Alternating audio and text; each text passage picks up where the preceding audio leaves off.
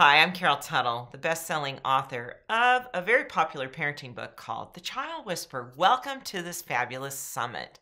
My intention today is to help open your eyes to understanding your children better, because consider the possibility that some of your parenting approaches may be actually setting up your child to be more stressed out, more difficult, more complicated than they really are, which is causing you to discipline them more. Would you love to discipline your children less, have more cooperative, happy children? It is my belief that children are naturally designed to want to cooperate. Think back to your own childhood. Did you want praise and validation from your parents? Did you want them showing up saying, "You're such a great child. You're so amazing. Look what a great outcome you're creating"? Of course, we all wanted that. We all want to be acknowledged for our true selves. And in my book, The Child Whisperer, I teach you about the 4 types of children. I'm going to give you a brief synopsis today of each of these 4 types of children and a parenting approach that may be causing your child to be more difficult than they're really designed to be. Something you just really don't want to do with each of these types of children that will make life more miserable, and a quick tip on what to do instead that could actually flip your relationship and your experience with your child even overnight. I've heard from thousands of moms from all over the world that have applied what I teach in the book, and they're quite amazed, as I am as well, to see how fast you get the results. So we start with what I call the type 1 fun-loving child. And you'll find in the book I have all 4 types. There's about 80 to 90 pages per type. And we always start with type 1. Type 1 is an upward, light, buoyant energy. The fun-loving child, their first and foremost connection with the world is a social one.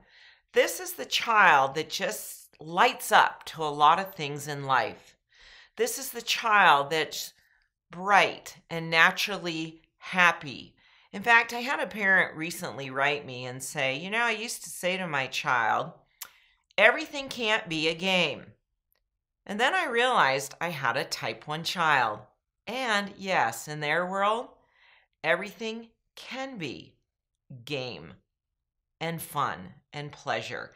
And we tend to think of fun as an activity, yet it's more about a feeling of upward, light, buoyant energy. Type 1 children naturally bring this to their family environment when they're supported in living their truth. Now, something you might be doing with this type 1 child that could be very detrimental to their success in life is trying to create an overly structured experience. We have a tendency to think that if a child's naturally random, we have to teach them to be structured, to be more strict, disciplined. That's what responsibility looks like. And yet, when you work with their more random, buoyant nature, they naturally create more structure in a more random way. I have a type 1 child.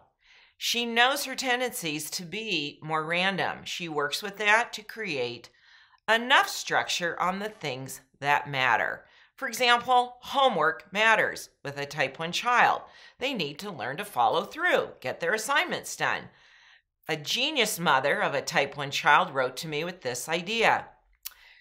Instead of requiring her child to sit down and read through questions for a book report, she first did the book reading as a read together, a social activity or read aloud activity. And then she read through the questions and had her child respond as he walked around the kitchen table. He was moving. This is a high movement child. This is the child, remember, I'm sure you've heard this phrase, "Teacher, it won't matter who you sit me next to. I'll talk to anyone." These are social, engaging, extrovert children. They have an outward movement. And so this parent was genius. The type 1 son walked around the table as she noted the answers to the questions, and then he sat down and wrote his book report. She honored his high movement. She honored his engagement, his wanting to engage socially in the process. And you're not going to have to sit down with every type 1 child and do their homework with them, but you just have to keep that quality of lightness in their life. So Watch for overly structuring their lives. And what do you do more of? Make sure what they're approaching has a light, fun approach to it. And they're the ones that can come up with what that looks like. Enroll them. They come by it naturally. It'll completely change their mood, and you're going to receive the gift of their brightness in your family group. Now, the type 2 child, the energy changes. I call this the sensitive child. Their first and foremost connection with the world is emotional. Now, these are the kids that you may have felt are more overly sensitive, whiny. Whining can become a second language for a type 2 child. They have a very emotional experience with the world.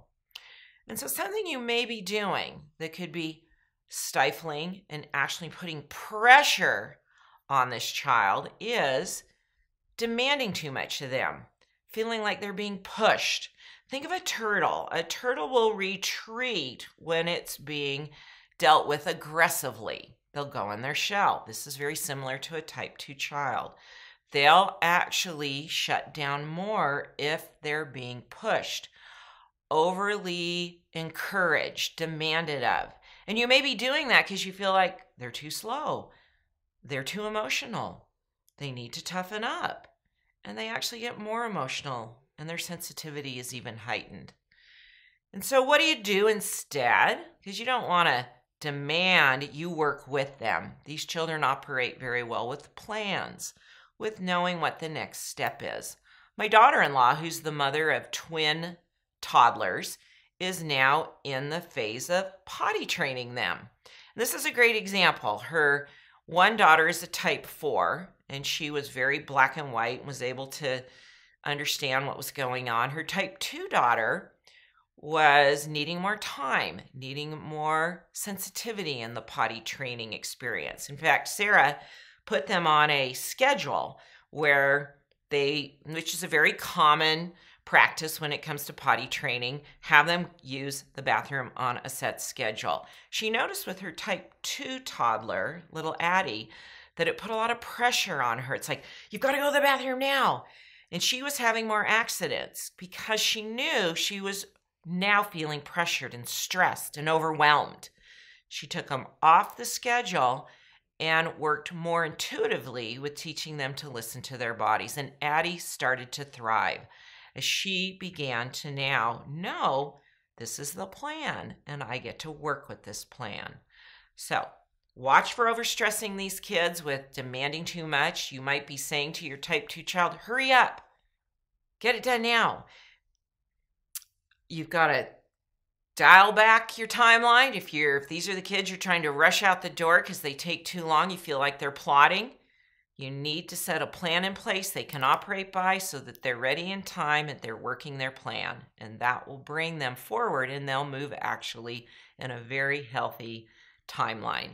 Now, your type 3 child, this is the child that I think actually we created the reference to the terrible 2s, the terrible 3s. Now, I like to kick those out of my world. It's like no negative reference is healthy for any child, but that's been a cultural, kind of a culture, parenting culture thing we've done to think, well, we get to call it that because these kids become really, really challenging. Now, this is the determined child. I often hear parents that don't know the child whispering techniques prior to understanding their determined nature of their type 3 child, calling these kids the defiant child. This is the child that if you say, don't do that, that's basically saying, oh yeah, watch me. They're saying, oh yeah, watch me. The determined child has a physical connection to the world. They're hands-on. They learn as they go. They take on big challenges. And that's why by age 2 and 3, because they're now interacting, they're mobile, these are the kids that really want to get their hands on the world. They want to push forward. They push forward into life with determination. They tend to be louder, have a heavier foot stomp. You know they're in the space. I have a type 3 grandson. I have a type 3 granddaughter. I'm a type 3. This has been a revolutionary aha in my world to go, oh, I have this big push forward energy. So do these children. You got to work with it and really employ it. And these are very self-willed children. So you've got to work with that rather than try and shut it down. That's a very common response from parents if they're feeling their child is defiant. These kids need to be disciplined. They need to be put in their place. They're too much. We got to bring it down. Well, that can actually enroll them in being more determined, more willing to come up to a challenge. And so what do? Well, make sure they're in safe places and they're not able to hurt themselves when they're little. So you have to basically remove any threats to their well-being when they're very tiny. But when they get to be around age 4, 5, 6, and they start to relate to you in logic, you can work with them. You can employ them and set them up for success in a big way. You can engage this determined energy for them to really thrive. Michael Phelps is a textbook type 3. His mother has a great story about when he was 7. He was not easy for her. She's a type 2. He was a big energy for her. And she enrolled him in swimming. And we see where that went because he had a place to employ that big determined energy. Then we move to type 4. This is the more serious child. The energy moves into a more still, exact, precise expression. These are children that often don't seem as childlike as other children. They seem more mature. They even get tagged as know-it-alls. They get referred to as they're not playful. They're not light enough. Parents worry about type 4 children that they're not social enough.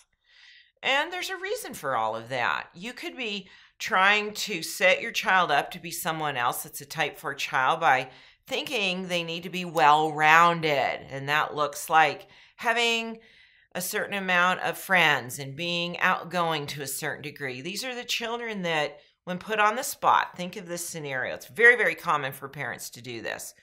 Let's say the type 4 child is around 5 years old.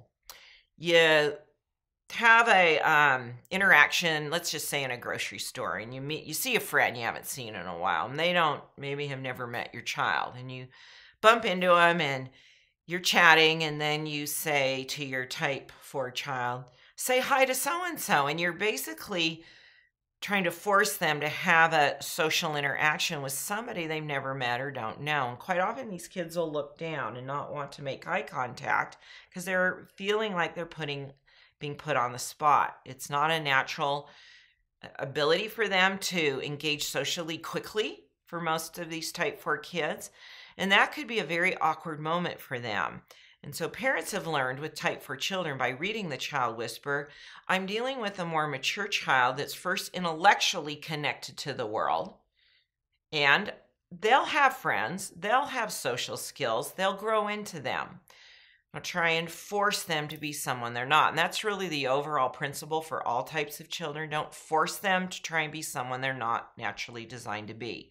So with type 4 children, a big no-no is to set them up for feeling awkward, embarrassed in social settings. And recognize what's a big plus. What do you do with type 4 children? Recognize that they're very aware of their surroundings. They're very aware of what's going on. They know the big picture, and their gift is, one of their many gifts is efficiency and being thorough. And so quite often they do know what would be a better choice. So enroll them as an authority of certain things. Work with them as being their own authority. Recognize their mature approach to life and treat them with respect, and they'll respect you handedly, very quickly. And so there's a mutual respect being exchanged. So those are 4 quick, avoid these things with these types of children and practice these new approaches. You know, some parents think, well, I feel like I have to have 4 parenting approaches. Not really, because intuitively you're given to know in every moment what your child needs when you understand their true nature, the origin of what makes them tick. They're what I call their energy type. It's very profound what happens to your child because they now want to be cooperative. They're being recognized for the truth of who they are. So they're very proactive in wanting to be agreeable, cooperative. You discipline less. You have less upsets. I've heard thousands and thousands of stories from parents that have used this practice and say, you know, life's easier, it's better because I get my children and they show up in a very loving, cooperative way. And families understand each other better.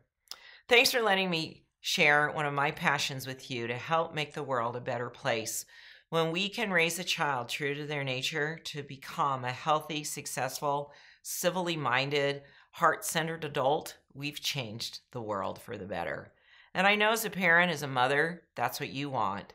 You want to be a great mother that's raising great human beings. My hope is that the Child Whisperer will help you in that pursuit. Enjoy the rest of the telesummit.